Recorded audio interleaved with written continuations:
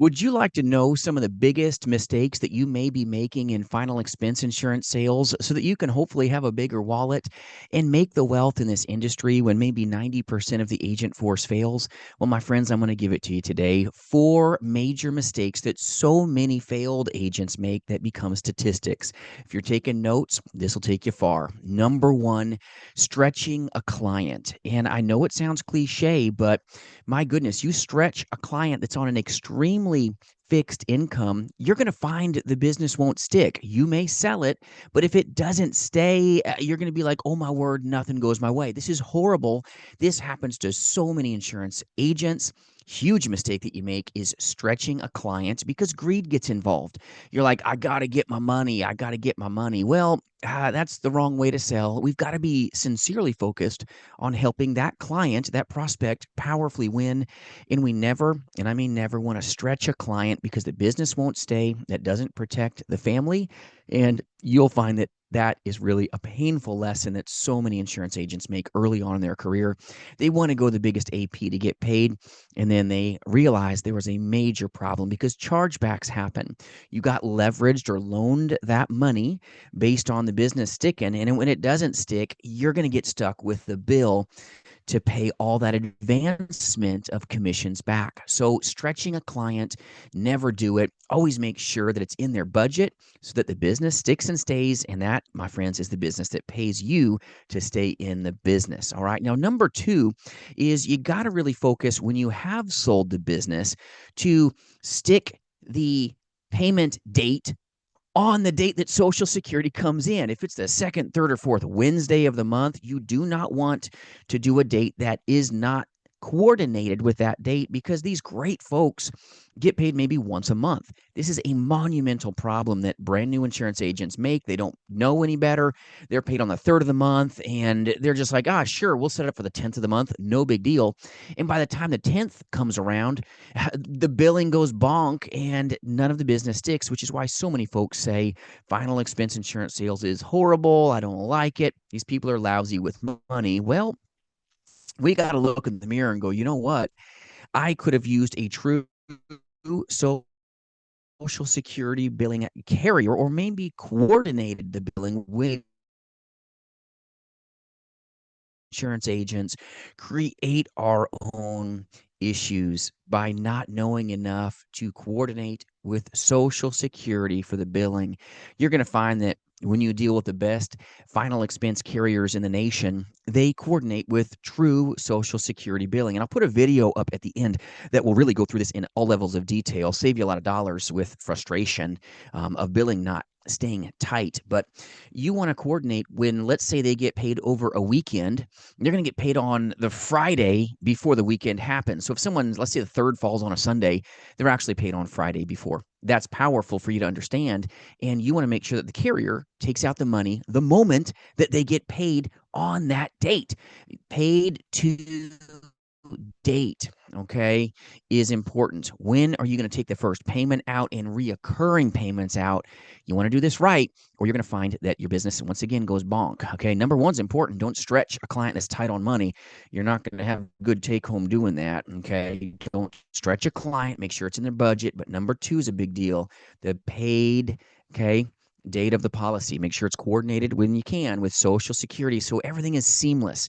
If their money comes in on a Sunday, well, their real money came in on a Friday if it's over a weekend, right? You want to make sure that the billing's right so that the company takes out the money, the premium, on that Friday before the weekend happens so that the client doesn't have a conversation with you that says, Jason, you knew when I got paid.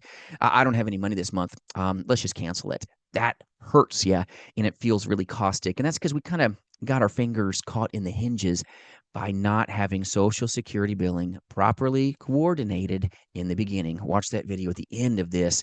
That'll go through how to keep more of your business on the books. But paid to dates, always coordinate it precisely with Social Security billing so that the business stays on the books.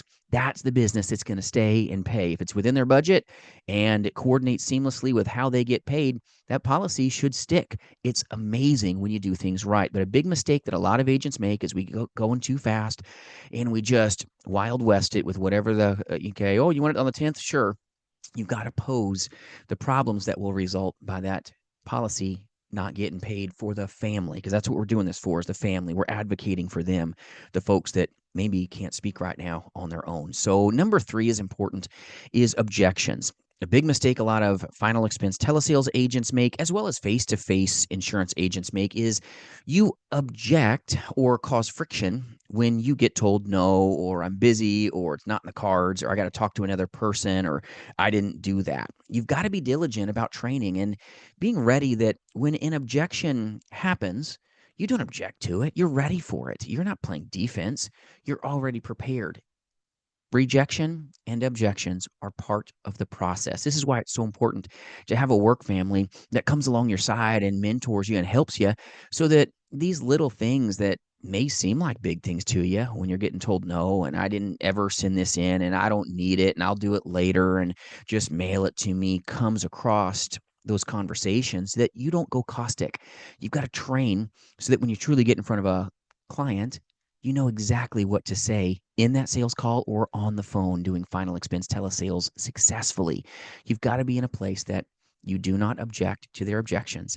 It's not personal, my friends. It's part of the process. And by you being prepared, everything's going to be more seamless, even though when they say those things, it can sting at first if you haven't trained for that thing that's going to come out, because it's going to come out. You got to be ready to catch it and graciously hand it back to them, because you're polished and prepared for when they say, I didn't do it, mail it to me, I changed my mind, I bought from somebody else already. Just be ready, because that's a reality of the industry.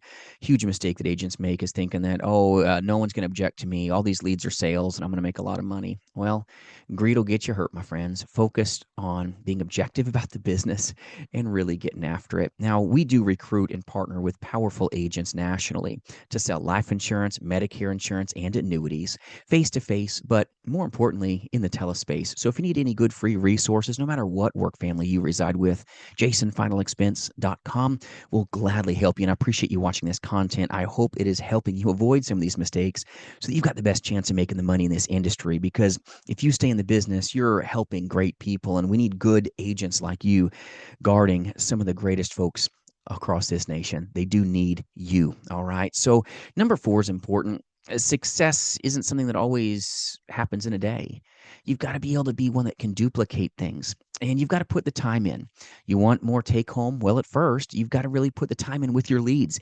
You've got to not go too fast. A huge mistake that agents make is not working their leads, believe it or not, maybe putting in an hour or two and then taking the rest of the day off. You've got to have discipline.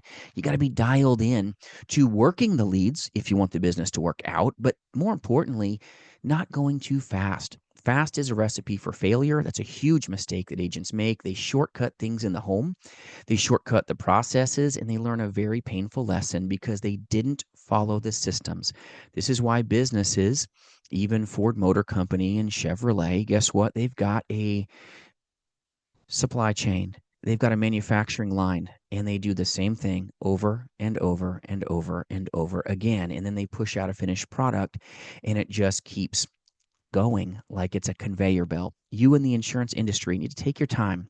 Make sure you have attention to detail. Listen to what the client wants you to do for them by really resonating with them, asking the secondary questions about what they desire you to do for them, unpacking the problems by putting the time in to that conversation and into that appointment, instead of maybe accelerating too fast in that sales call or shortening processes so that you can get to that sale so much faster. Well, fast is going to get you hurt, my friends.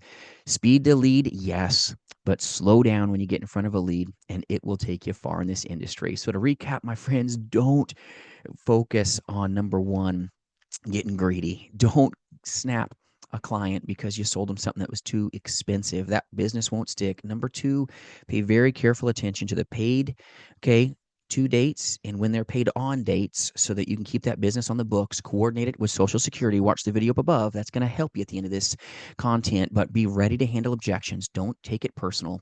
It's part of the process. It's normal. It's necessary, and you're ready for success. And then put the time in. Slow down, resonate with your clients, give them what they want, and then you know what?